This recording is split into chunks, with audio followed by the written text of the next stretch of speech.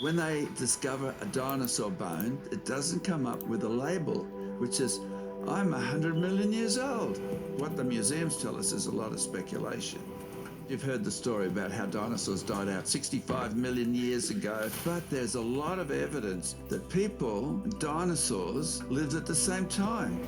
I'm going to tell you a secret, a paleontological secret. Dinosaur bones don't have to be millions of years old. We're going to chat with someone now who says they actually can't be.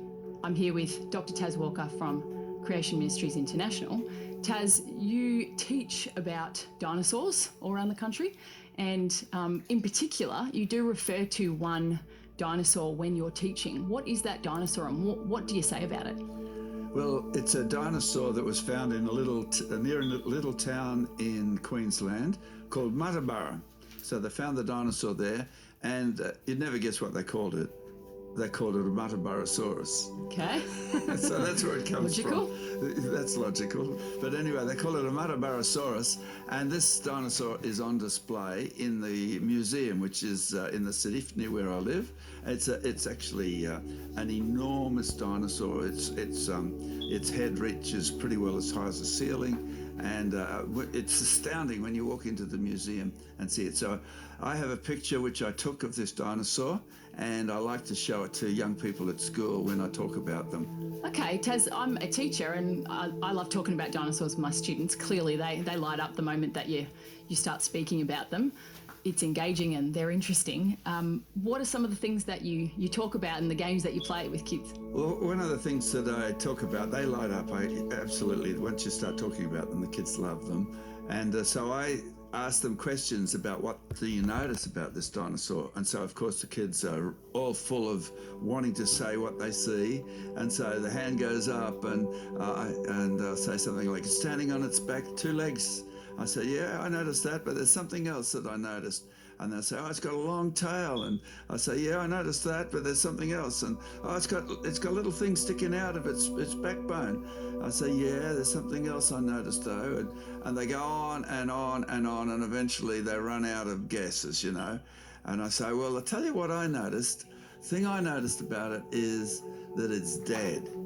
And they just laugh, and they realise, of course, it's dead, you know, because obviously dead. It's so obvious that nobody's mentioned it, and so that's a really significant thing, because there's a sign when you walk in which says Muttaburrasaurus roamed around Queensland 100 million years ago. So it's got this 100 million years, and so the thing is, that means, according to that sign, that death has been around for 100 million years. And not only that, but scientists have examined the backbones of dinosaurs like this, and they've discovered that they have tumours, and these tumours are the same as the tumours that appear in the backbones of humans, cancer tumours. So that means death, suffering, cancer has been around for 100 million years, according to that worldview. And when we're talking about 100 million years, the thing is, I often put up a little picture for the kids, and I say, look, I'm going to tell you a secret about a paleontologist and a paleontological secret. And I say, when they discover a dinosaur bone, and I got a picture of this guy in a big hole in the ground digging out this dinosaur bone, I says, it doesn't come up with a label attached to it, which is, I'm 100 million years old. All that they dig up is the bone. And so I just use that as a teaching point for the kids, to teach them about science and about evidence and about speculation and that sort of thing. Because what the museums tell us is a lot of speculation. And like children, I'm sure adults as well, we're not going to think through the fact that because this dinosaur has this apparent label of an age, that means death and even suffering with the tumours has been around for that long. Exactly right, because it's the museum. The museum's a very prestigious organisation. It's on the sign there. Everybody just accepts it must be true. And so that's why I show the picture of them with the dinosaur bone digging out the hole and in the ground. And so what happens is I say, well, the bone, that's the science. You can observe the bone. You dig it out the ground. You can weigh it. You can put it in a machine and analyze the chemicals in it. That's the science. That's the evidence. And it doesn't matter who you are. You make the same observations. But then people say, well, this is 100 million years old. It's 345. That's not evidence. Nobody saw that. There was nobody with a camera 100 million years ago taking a photograph of it. That is just interpretation, speculation. It really comes out of a belief system. It comes out of people's heads. And so that's what I explain to the young people, is there's a different way of looking at things. And I try to show them how to look at things and make sure that they can see, hey, not everything that we're told is factual. And so I make the point about the 100 million years. You mentioned about death, suffering, disease being around, and that's an evolutionary worldview. Is it death, the survival of the fittest? That's what brought about our existence, is people dying, animals dying. But you know, the other worldview, which the Bible, the Word of God, tells us that death is actually an interloper. It's something that was not intended from the beginning. And so I use that to explain about why it's so important for the kids to understand it. So Taz, do you think that as you explain this to children, or to kids, they make that connection between this apparent age of these dinosaur bones and evolution? Well, they have probably never realized it before, that it's presented to them within a belief system. They just think it's all fact. And so that's what I try to put it up. And so I say, well, look, this is how the Bible explains where everything came from. And I put up a picture of the creation during, you know, the Bible talks about when everything was created. Day 1, day 2, day 3, day 4, day 5, day 6, different things. And I asked the kids, I say, so when did kangaroos first appear on the earth? And someone will put up their hand and they'll say, day 6. So, well, how do you know it's day 6? The Bible doesn't mention kangaroos. And they'll say, it's an animal that lives on the land. I say, that's exactly right. All the land animals lived on day 6. And then I might talk about the elephants, day 6 again. And so when did the dinosaurs first appear on the earth? And somebody put up their hand and say, on day 6. For the same reason, that's right. And so I say, that's exactly right. See, the Bible tells us when different things happen. And it's like a camera being there when it happened. And then I say something like, what else appeared on day 6? Someone will say, people. I say, that's right. So that means that people and dinosaurs lived at the same time. The reason why these young people are so sort of puzzled by it's such a big brain stretch for them, is because they've only ever heard that dinosaurs died out millions of years before people appeared on the earth. And yet the Bible tells us that people and dinosaurs both appeared on the same day, that God created them on the same day. And it was a beautiful world. It was an amazing world. There was no harm or hurt. And then I go into a little question for them. I put up a picture of T-Rex.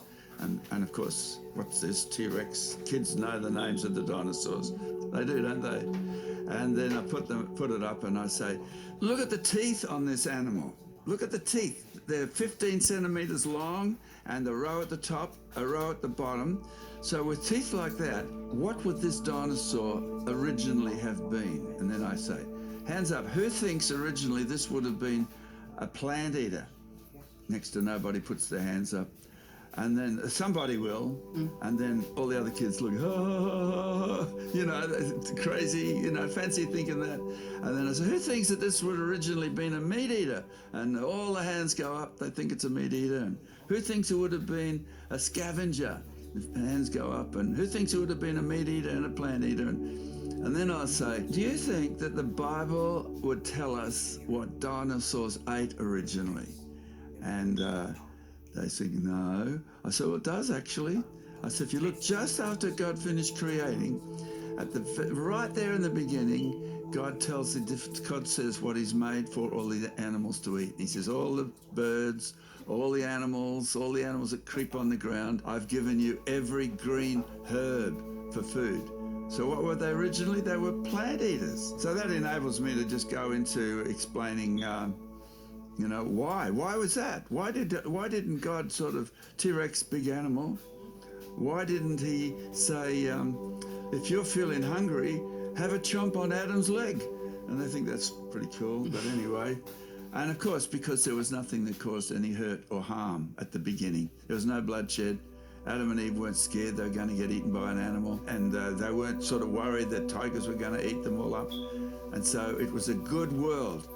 And so then I showed them, explained to them, well, what happened?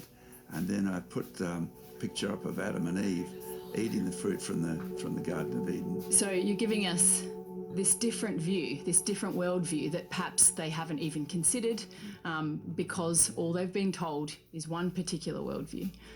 And how do they receive this? How do they start to respond to this? Well, once they get over the initial surprise, the initial shock, they gradually start to get it, you know. And so I run through the whole worldview about how God created the dinosaurs, created all the animals, and then why there's bad things in the world. And then I'll go through, put up a picture of, talk about T-Rex's teeth again. I say, you know, well, what about these teeth? They're obviously designed for eating meat. And I say, and our picture of T-Rex, all we've ever seen is this ferocious, exactly right. Jurassic Park kind of animal that could only surely attack. That's right, and you see them running around, killing other animals and eating them all up, and blood everywhere. And so that's what they think, these big teeth. And I say, well, they're obviously sharp. And so then I put up a picture of an animal which has got these very sharp teeth, and I'll say, what do you think this is? Look at the teeth on this animal. It's a fruit bat. And so, I say, I'm not going to ask you what fruit bat eats. What does a fruit bat eat? Just because an animal's got sharp teeth doesn't mean to say it was designed for eating meat. And I give them examples of lots of animals that have got sharp teeth that don't eat meat. There's a panda bear that eats vegetation.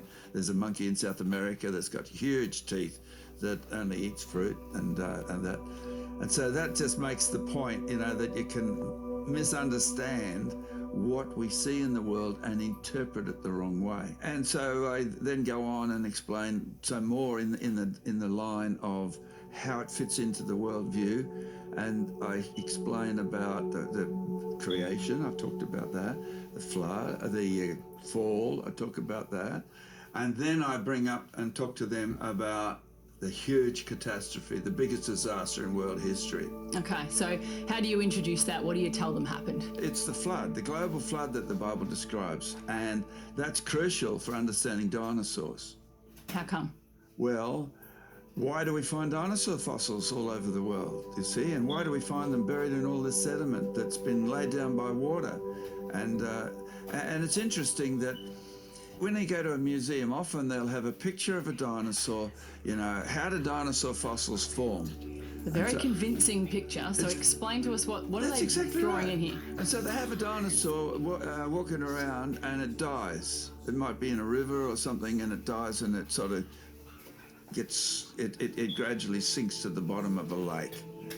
And then eventually there's sediment sort of falls on top of this dinosaur, and over millions of years it gradually gets covered in sediment, and then it fossilizes. That's the story. Yeah, and so the whole way along that dinosaur has looked pretty much the same in those that's pictures. Right. Nothing's eaten it. Nothing scavenged it, according to that picture. And then what happens is that the earth is uplifted and there's erosion, and the dinosaur fossil is sort of uncovered.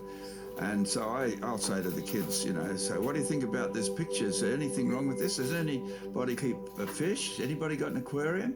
Anybody had your fish die? What happens when your fish dies? It floats to the top, doesn't sink to the bottom. So there's a problem there. And so we talk about that. And then I just mention about, they love it if you talk about a little bit gruesome and about the body and how to preserve the body, and how if the body, when it sort of decays, it fills up with gas, and the boys love it and the girls go, ooh, that sort of thing. And then I said it has to have a lot of sediment on it, otherwise it just floats out again and it gets eaten. So it has to be buried quickly And that's why, if it's buried quickly, it can't be millions of years old. And yet, I walk into many museums with this picture telling me that this is how a fossil forms. Yeah, that's right. And this intact dinosaur floating to the bottom, still being intact as it's slowly buried, to teach me that that's how a fossil forms. How do they get away with doing that? How If do it they get doesn't sound away? possible. People don't think about it. I was at a museum, big display of dinosaurs just recently in our museum. They're all from Patagonia in South America. And it's amazing, the biggest dinosaur in the world, they said it is, and it's enormous. Anyway, what happened was I'd stand there and I'd look at it, and maybe there'd be an attendant in there, and I'd say, wow, this is an amazing display. It's incredibly big. Isn't that incredible? And they go, yeah, they're very proud of their display. I say, how would it have been buried? How would this have been buried? It would have had to be buried quickly, wouldn't it? And you can see that they're puzzled. I had one attendant once, he couldn't answer it, and he sort of raced off to see his superior to get the answer for how it could be buried so quickly, And so the evidence is there. The evidence is there of a catastrophe, and the people who believe in long periods of time, they got the problem of trying to explain it, but they don't really talk about that. So that's the sort of thing that I mentioned to the kids, and particularly it's connected in with, the biblical worldview, which explains, God made the dinosaurs and He made people. So that means all people are related. That means that as you and me, that God's got a plan for us. He made us for a purpose, and so I talk about that, and all that comes out of a little discussion on dinosaurs, you see. I get a lot of questions from my students about dinosaurs, and I often am grateful for the teaching that you and Creation Ministries have provided, and those questions are often just around exactly this, the millions of years. And it's nice to see the lights go on if you start to present this idea that there could be a different worldview that could help us understand what's going on here. Well, with Noah's Ark, I just explained about the Ark, about how the dinosaurs went on. I said, maybe does anybody think that perhaps is why we don't see dinosaurs today, is that Noah didn't take them on the Ark? And I said, who thinks that Noah would have taken dinosaurs on the Ark? And most of the kids put their hand up, and I say, well, how would he have got them on? And I put up a picture of this huge dinosaur, Noah trying to push it through the door of the Ark, and they'd laugh at it because, some dinosaurs are enormous. And then I say, so how do you reckon he would have got it on? It's a big question for them, It's a big question. And they've seen these pictures of bathtub-like boats with a couple of animals and their heads sticking out, and so you automatically think about some of your bigger sauropods and go, well, they wouldn't fit. They wouldn't fit, that's right, and that's what the kids think. And so they got this picture of they're trying to fit this great big sauropod through the Ark door, and I asked them, how do you think Noah would have got them on? And there's always some, budding young engineer. I trained as an engineer, but there's some budding engineer who says, well, he could have got a great big crane, and he could lift it up, and he could cut a hole in the roof, and, and he's talking about putting this dinosaur in. And there's usually some little girl at the front says, nah, he could have taken the babies on. And, of course, that would be how to do it, just take the young ones on. Because, you see, dinosaurs hatch out of eggs, and they find fossils of dinosaur eggs, actually eggs where it's still got the embryos in them of dinosaurs. And so dinosaurs hatch out of eggs. Even the largest dinosaur egg was only as large as a football. So even the largest dinosaur was once little, and lots of dinosaurs are little. So you have no trouble fitting them on. And so I explain that to the kids, and it's all really, they really appreciate that, and they really enter into it. I would find that even helpful as an adult to hear they didn't have to be really big, and that not all dinosaurs, it's not like the majority of dinosaurs are that size. Yeah, that's right. A lot of them are little. Some of the size of chickens, average size about the size of, say, a sheep, something like that. But there are a few really big ones, Do you see students, as they start to hear some of this, change their minds about the fact that dinosaurs might not have to be millions of years old. Yes, you do see them change their mind. Not changing the mind is one thing, but you see them starting to understand the worldview. And once you understand the worldview, that enables you to think differently. So you see the students starting to pick up the different way of thinking, and they become very excited about it, which is really, really good. And because the different way of thinking with Noah's Ark, that explains why you find dinosaur fossils all over the world. They're buried rapidly during Noah's flood, and so I put up pictures of that. And how does someone who says that it wasn't the flood, how do they try and explain these dinosaur fossils all over the world? Well, again, according to that picture, where they die and they sink to the bottom and then they get covered. It's like when I went to this dinosaur display in from Patagonia in the local museum, you know, they don't actually try to explain how they get buried. They explain that they were buried and they got pictures of them digging them up, but they don't try to explain these inconsistencies. It seems to be something that just sort of gets swept under the carpet. Well, those pictures are probably powerful enough as well that it's like you focus on that and you don't ask the question. Yeah, that's exactly right. Because the pictures are very powerful.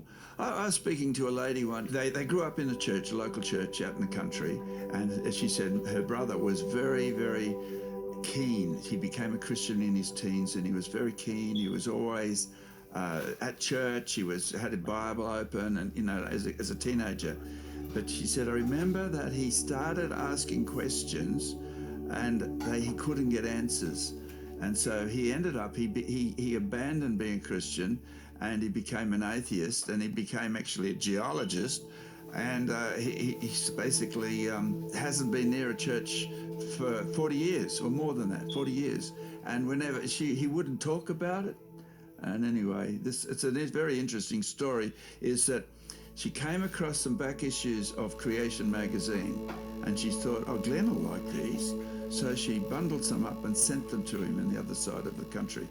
And she said, he ended up ringing her. I can't believe that a sister of mine would believe this nonsense. And he went on and on, you know, the world's millions of years old. And he went on. She said he sort of went into her situation for about an hour. And she said, I was so pleased because we haven't been able to talk about anything to do with the Bible for 40 years. And then he rang up again after he hung up because there are other things he wanted to say. And then sometime later, she got a book in the post. It was a book about dinosaurs. My sister obviously doesn't understand about dinosaurs.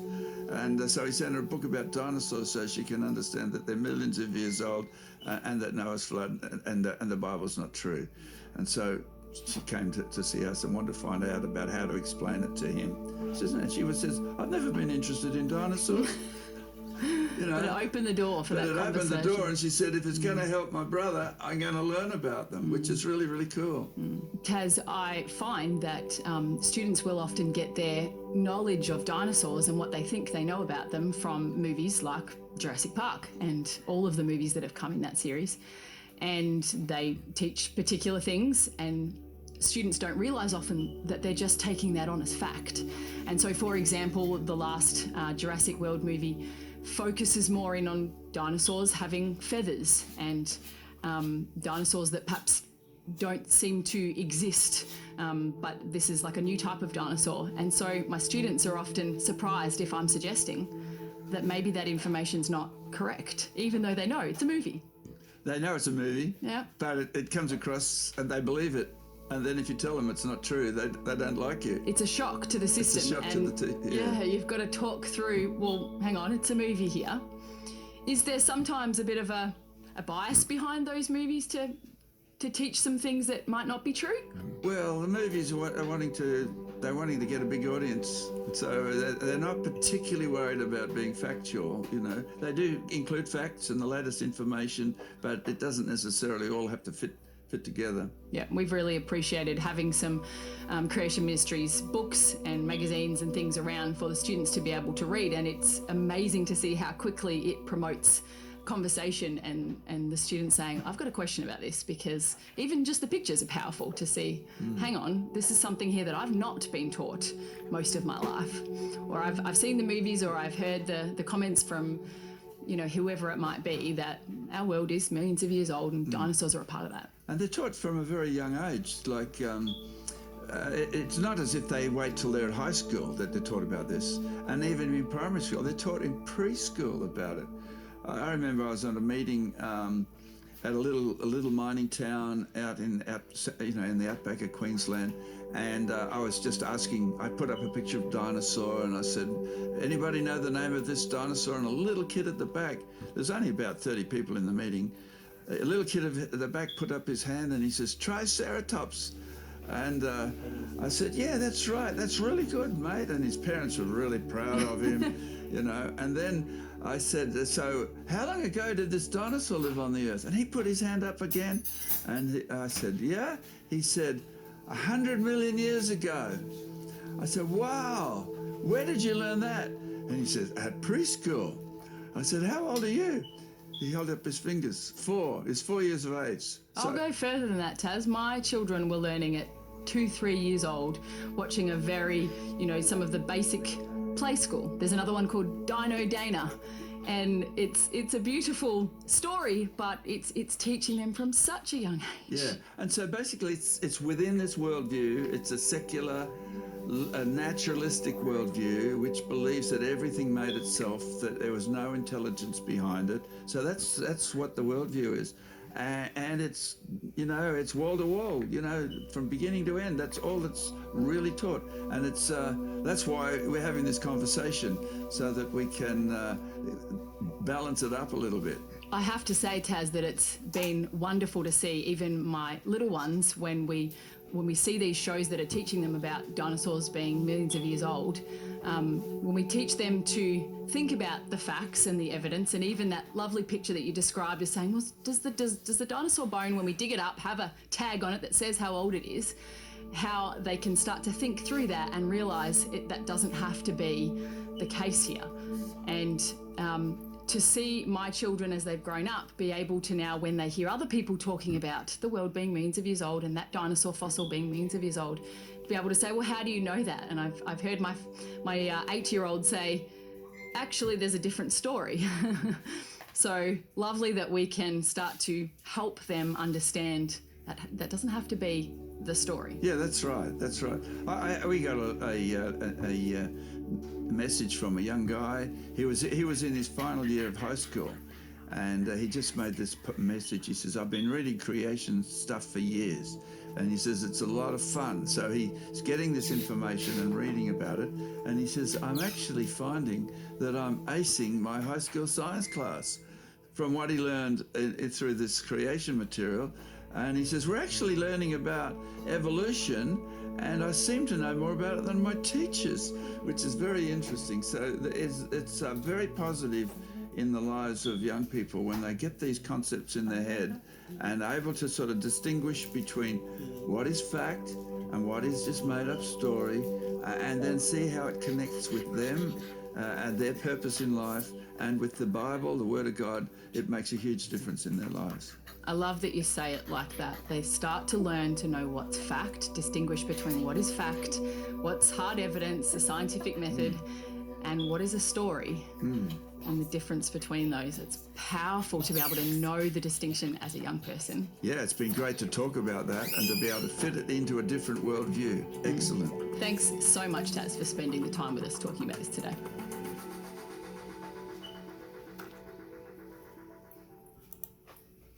When they discover a dinosaur bone, it doesn't come up with a label.